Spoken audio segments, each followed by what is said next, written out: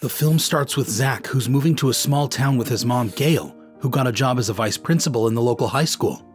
He isn't too happy about moving into such a small place after living in New York, but his mom is really optimistic about it. As soon as they enter their new home, she starts singing the praises of this new place. She's explaining how happy she is to move in such a quiet town, when all of a sudden her little sister Lorraine scares them both. She lives in the same town and is happy to see them. She even gives Zach a handmade hat, and he keeps it on while moving his stuff to the house. To his dismay, one of the boxes falls apart and everything gets scattered on the driveway. This annoys him, but his mood is improved when the girl next door calls him over for a chat. Her name is Hannah, and she's the same age as him. She's making fun of his hat when all of a sudden her dad Stein shows up in her place. Using a stern tone, he makes it clear that Zach is not allowed to be in his home or anywhere near his daughter. His rudeness disturbs Zach, who asks Lorraine about it, but even she doesn't know much about the man. While going through some things, Gail notices a picture of Zach with his late dad. After seeing that picture, Zach gets sad and goes up to his room where he spends the evening watching videos of his father. The next morning, Gail takes him to school, where he's worried that his classmates might bully him if they find out that he's the new vice principal's son. Gail understands his concern and lets him walk ahead. That morning, Zach is sitting with everyone in the gym for an announcement when suddenly a guy named Champ comes up to him and introduces himself. He's a dorky kid and he leaves after giving Zach his business card for future meetings. That night, Zach's taking out trash when Hannah gives him a big jump scare. After calming his nerves, he asks her why she wasn't at school, and this is when he finds out that she's homeschooled. Desperate to keep the conversation going, Zach asks what she does for fun. This is when Hannah grabs his hand and leads him to the streets. He follows her into the woods and eventually they stop in a clearing where Hannah pulls a lever to turn on the lights to what looks like an abandoned theme park. Zach is seriously impressed, but when she asks him to climb the Ferris wheel, he's a little nervous. He follows her all the way up to an empty car from where they can see the entire town. She asks him why they moved to this town, and he explains that after his dad's death, they needed a change of scenery. They have quite a lot of fun that evening, and after returning home, Zach thanks her and even offers to hang out again. Hannah also liked his company, but their meeting is once again cut short by her dad, who wants Zach to stay away from his daughter, or he will get in trouble. That night, Zach is studying for a test when he notices Hannah arguing with her dad. After hearing a scream, he runs over to her house, but Stein says that there was no scream. Zach doesn't believe him and calls the cops, and pretty soon Officer Stevens shows up with his deputy at Stein's door. Stein lies to them that his daughter has gone back to London to live with her mom, but just then they hear another scream. It turns out that the noise was coming from the TV. While the cops are satisfied with his explanation, Zach tries to look for Hannah, but Stevens drags him outside and tells him not to make any more false claims. A few days later, Gail is going to school to oversee the prom and leaves Lorraine to look after Zach. The two of them are sitting in the kitchen when once again Zach sees Stein arguing with someone. He immediately goes up to his room and calls Champ, who shows up in a suit thinking they're going to the prom, but Zach has other plans. He has asked Stein to go to the police station by pretending to be a police officer. And as soon as he leaves, Zach and Champ jump over the fence to check inside his house. Zach picks the lock to the basement door and leaves Champ outside as a lookout while he goes downstairs. There's a lot of creepy stuff in the basement, but what scares him the most is his own partner who doesn't want to be alone outside. Champ begs him to leave after noticing all the bear traps in the basement, but Zach wants to look for Hannah, so they carefully avoid the traps and get to the living room. They can hear someone upstairs, so they carefully walk to the first floor and enter Stein's library. There they find the manuscripts of the book series called Goosebumps, which consists of horror stories written for children. What's even more strange is the fact that all the books are locked. They open one of them after finding the key on the nearby desk, but just then, Hannah enters holding a baseball bat. She assures Zach that she's okay and asks him to leave before her dad comes back. Zach agrees to leave, but while trying to pick up the book from the ground, he accidentally opens it, and just like that, a furry monster comes out of it. The three of them watch in horror as the monster looks around, and when Champ knocks something over, it attacks him. Zach saves his friend as the monster breaks the wall and escapes the property. It's clear that Hannah knew about it, and she runs after it. The boys follow her and eventually get to a building that's completely destroyed by the monster.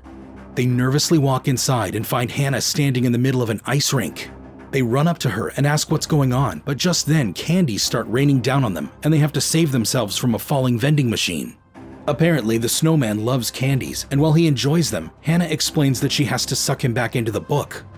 She's getting ready to open the book, but the monster senses it and pushes her away. He's trying to get rid of the book, while Zach and others are doing their best to put him back inside. This makes the monster mad and he runs after them. He eventually catches up to them and they have to hide behind a glass enclosure. The monster starts breaking down the glass wall. They're looking at certain death, but suddenly Stein gets there and sucks the snowman back into the book. He then tells them to get in his car because they need to get out of there. While they're driving, Zach realizes that Stein is the one who wrote the Goosebumps series. Initially, Stein denies this claim, but when Zach makes fun of his work, he angrily admits that he's the one who wrote all those books. He takes them back to his house and asks his daughter to pack her stuff because they need to leave that place at once. While he's packing up his stuff, Zach asks him to explain why the monster came out of that book. This is when Stein tells him that he was bullied when he was a kid, and he wrote about monsters because he wanted them to teach the neighborhood kids a lesson. To his complete shock, the monsters came alive whenever he opened these manuscripts, so he had to keep them locked.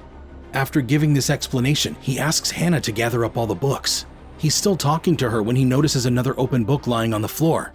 To his horror, a character named Slappy has come alive. He looks like a dummy, and he's mad that Stein kept him locked up inside the book for all those years.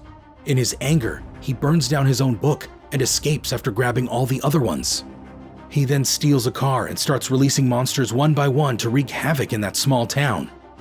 Meanwhile, Stein is trying to get out of his house with everyone else, but the front door is locked and the back door is blocked by dozens of little dolls that are trying to kill them. As these dolls attack them, they try to smash them to pieces. They even save Stein, who's being dragged into the oven, but this is when they find out that these dolls are indestructible. They realize their only choice is to run, so they follow Zach into the basement. They run over all the bear traps to escape, and while the dolls are being crushed by the traps, they get out and manage to lock the door behind them. They're catching their breaths when they notice all the ash around them. Pretty soon they find out that Slappy is burning the manuscripts after releasing the monsters. The crazy dummy even destroys the cell tower by using a strange plant monster. While the town is burning, Officer Stevens is busy telling horror stories to his deputy. Their conversation is cut short when the light goes out, and this is when they notice Slappy sitting inside the police station. They pull out their guns, but just then some monsters enter the station and freeze them both. While all of this is happening, Lorraine finds a poodle outside her door. She tries to bring some water for the poor dog, but quickly learns that the cute dog is actually a vicious monster. While she's running for her life, Zach and the others witness all the destruction caused by the monsters. Stein says he can't really stop his fictional creatures anymore because their manuscripts have been destroyed. But Zach comes up with an idea. He asks Stein to write another book in which all the monsters can be trapped. Stein reluctantly agrees to write it, but he needs his typewriter and it's stored in the high school. They are driving to the school when suddenly an invisible character tries to pull Champ out of the vehicle. Stein brakes hard to get rid of the invisible creature, but he's distracted and hits something on the side of the road. Luckily, all of them are okay, but they can't really breathe a sigh of relief because a giant mantis is blocking their path. Stein instantly steps on the gas to escape its clutches, but the monster is keeping up with them, and he has to swerve around in town to avoid getting crushed. While driving through a parking lot, his car hits another vehicle and rolls over. The monster quickly gets there and crushes the vehicle, but Stein and the kids have already taken refuge inside the grocery store. Hannah says they can take a shortcut through the nearby cemetery to reach the high school, so they start getting supplies for their journey, and this is when she cleans some blood from Zach's face. The two of them are sharing a happy moment when suddenly they hear a noise. Zach walks toward it and finds a werewolf eating meat from the shelves. He tries to sneak out of there with his friends, but Champ once again makes noise and attracts the monster towards them. It starts searching for them and they try to hide their stench by using deodorants, but it's no use. Pretty soon, Stein is stuck and Zach has to distract the wolf to save the old man, but they don't have much time because the monster sees them and starts running after them. They run through the aisles and Zach uses a trolley to drag Stein out of there. They somehow manage to get out of the store, but just as Stein starts celebrating, the werewolf breaks the metal door and corners them in a narrow alley. He's about to pounce on them when Lorraine runs over the monster with her car. Stein is in awe of her bravery, but they don't have a moment to spare. Zach asks his aunt to send the cops to the high school while the rest of them grab the typewriter. While going through the cemetery, Hannah's hoodie gets stuck. Zach is trying to free her when he notices that she becomes transparent in the moonlight. He figures out that she's another one of Stein's characters, but he keeps quiet about it. His focus is on running away from the zombies that are coming out of the ground. He tries to leave the cemetery with his friends, but Stein gets stuck while going through the gate. Zach and Hannah pull him out while Champ gets the hell out of there. Meanwhile, Lorraine gets to the police station and announces that Stein can stop the monsters, but he needs help. She even announces where he's going, and this helps Slappy, who freezes her before going after his creator. Around the same time, Zach confronts Stein about Hannah's identity. Stein says he created her because he was alone all his life, and Zach sympathizes with the poor guy. While they're talking, Hannah and Champ find the typewriter. Stein asks the kids to warn everyone inside the school about the monsters while he writes the story. So Zach and his friends go to the hall where students are dancing. He meets his mom there, and while he tells her about what's going on, Champ grabs the mic and asks his peers to blockade the entrances. Obviously, no one believes their monster story, but when one guy tries to make fun of them, the giant mantis grabs him in front of everyone.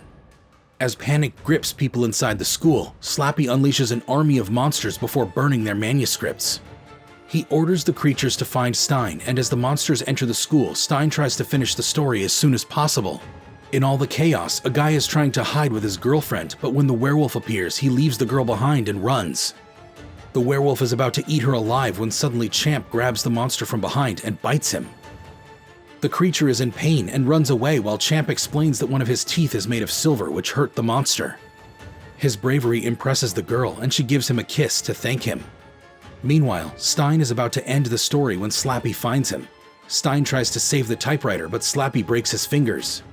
This is when Zach and Hannah get there, and they take the old man out of there. They have to fight off all sorts of monsters to get to safety, but they are still in danger. This is when Stein decides to lure the monsters away from everyone by getting out of there on a school bus. But as soon as he starts driving the bus, Slappy orders the monsters to go after him. And after a few miles, the mantis jumps on top of the bus to stop it. But the bus was being driven by an automatic mechanism, and as soon as the monsters open its door, the explosive inside it blows them all to pieces. Stein and the others use this distraction to drive to the theme park. Stein takes them inside the funhouse, but Slappy is already there. He releases a blob monster which is looking to eat all of them. Things are looking bad, so Stein asks Zach to finish the book while he distracts Slappy. Zach and Champ follow Hannah to the top of the Ferris wheel, while Stein gets stuck inside the blob. Slappy quickly learns that the manuscript is on the Ferris wheel, and he asks the monsters to bring it down. So while all sorts of creatures gather around the Ferris wheel, Zach finishes the story. He's about to suck the monsters in when the wheel gets unhinged and starts rolling down the hill. Somehow Zach and his friends are alive when the wheel finally stops. This is when Hannah asks him to use the manuscript to end this nightmare. But he doesn't want to do it because she will also get sucked in along with the other creatures. But Hannah is willing to make this sacrifice, so she grabs the book from him and throws it on the ground. Immediately the creatures start getting sucked into it. The blob, the mantis, and even Slappy is trapped inside the book, but Zach is trying to save Hannah by holding her hands. She tells him to let her go before making out with him. Eventually Zach lets go of her hands, and she also gets sucked into the book. A few weeks later, the school is open once again, and Gail gives her son another head start. Stein is also there with his new girlfriend Lorraine, who wishes him luck on his first day as a teacher. After giving his lecture, he is walking with Zach, who says that he misses Hannah. This is when Stein takes him to Hannah, who is alive after Stein wrote a book about her. While he burns the manuscript, Zach leaves with her. The film ends with Stein finding out that the invisible boy didn't get sucked into the book, and he's back to torment his creator. If you enjoyed that recap, I got a good feeling you'll like this one too. Click on the video on your screen for more.